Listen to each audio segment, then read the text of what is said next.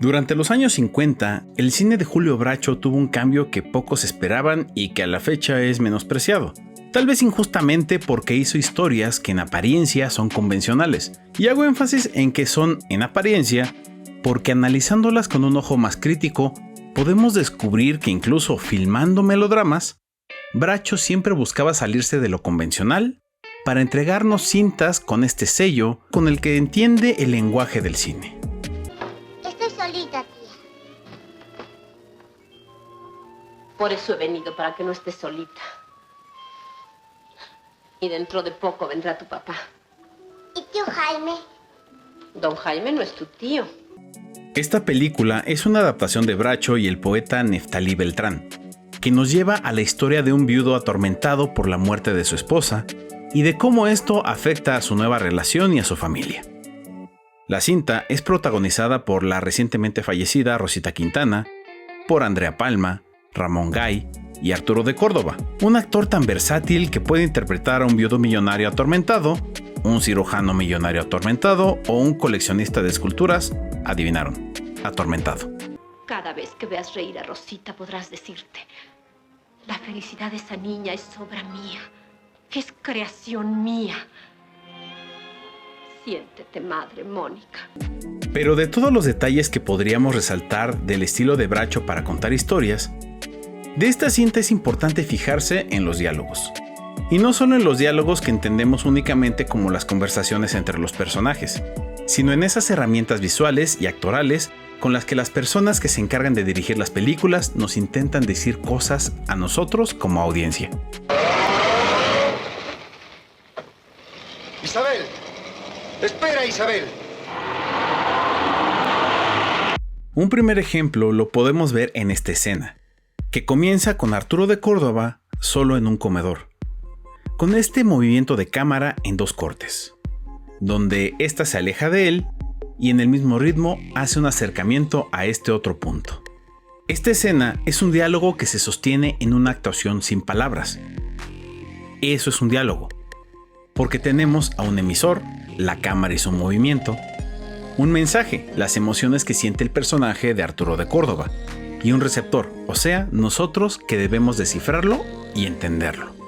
Y si entendieron algo distinto es porque seguramente estaban distraídos con otra cosa.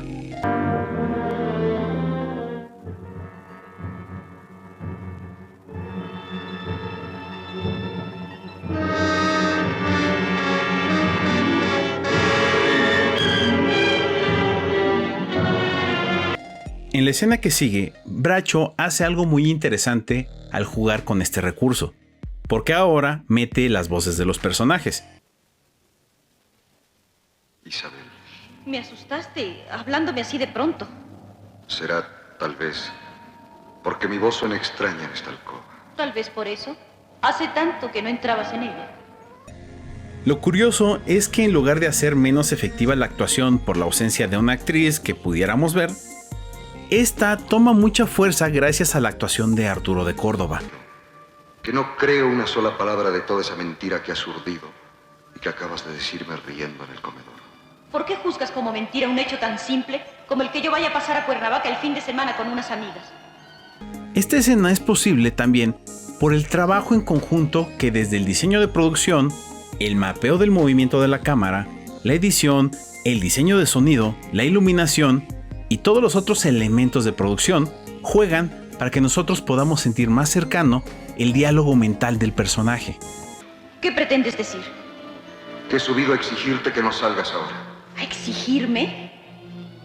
¿Por qué usas justamente esa palabra? Incluso si se fijan en el detalle del sonido, las voces están procesadas con una ligera reverberación y con efectos de sonido que ayudan a reforzar esta idea.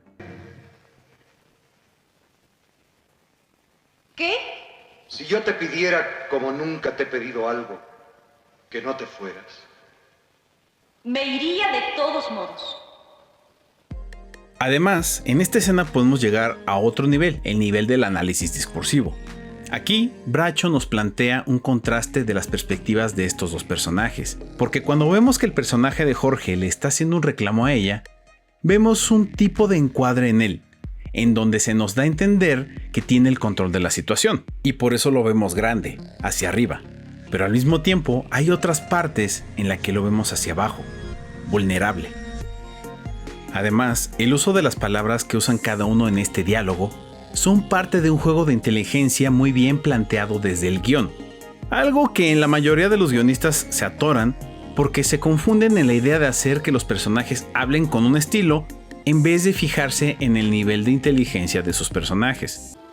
Tendrás que llevarte mi coche, ¿Por qué tu coche? porque el mecánico viene ahora por el tuyo. Siempre estás creyendo que mi coche está descompuesto. En esta otra escena, Bracho hace algo completamente distinto a lo que ya vimos. Porque ahora nos trata de contar una historia de diálogo, pero sin diálogo.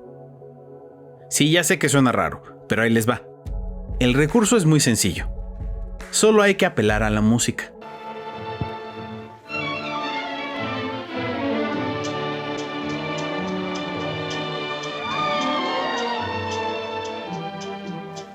En este caso, se escucha de fondo la canción Bésame mucho, pero no cualquier parte de la canción.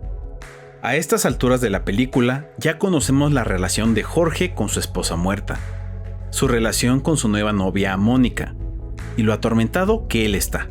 Y si ponemos atención a la parte de la letra de Bésame mucho que elige Bracho para este momento,